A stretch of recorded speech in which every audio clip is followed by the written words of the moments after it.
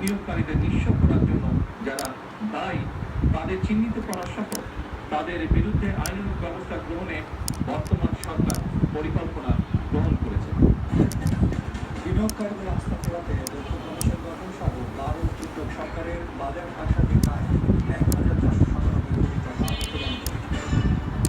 ইতিমধ্যে শেয়ার মার্কেটে কেলেঙ্কারির অভিযোগ দুদক কর্তৃক অনুসন্ধান কার্যক্রম পরিচালনা করা হয়েছে, যার প্রেক্ষিতে কতিপয় ব্যক্তিকে চিহ্নিত করে মামলা সহ তাদের বিরুদ্ধে আইনানুগ ব্যবস্থা গ্রহণ করা হয়েছে। এছাড়া শেয়ার মার্কেট কেলেঙ্কারির সাথে আরো অন্যান্য যে সকল ব্যক্তি প্রতিষ্ঠান জড়িত কিনা তা উদ্ঘাটনের কার্যক্রম চলমান রয়েছে।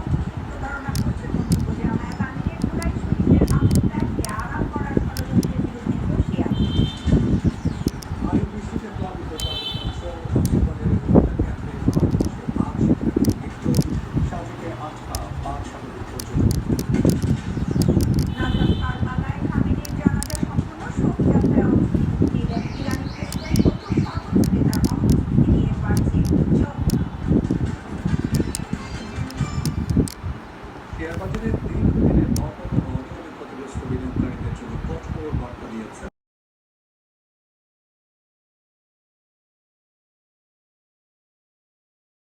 93,15,43,000 টাকা আয় এবং সমপরিমাণ ব্যয় ধরে এই বাজেট ঘোষণা করেন সিটি মেয়র আরিফুল হক চৌধুরী।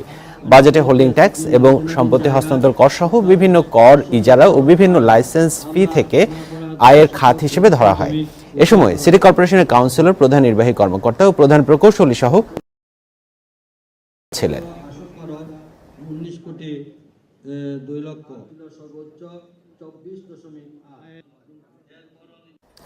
সন্ধ্যার এসএটিভি সংবাদ শেষ করার আগে শিরোনামগুলো জানাবো আরেকবার।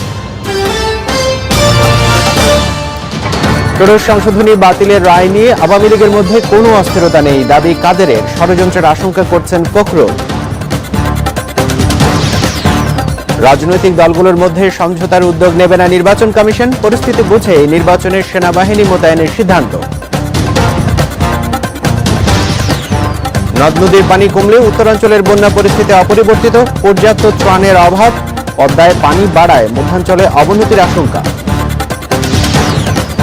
কোরবানির ঈদ উপলক্ষে কাল শুরু হচ্ছে ট্রেনের আগাম টিকিট বিক্রি, কালোবাজারি ঠেকাতে কঠোর নজরদারি থাকবে, রেলমন্ত্রীর হুঁশিয়ারি।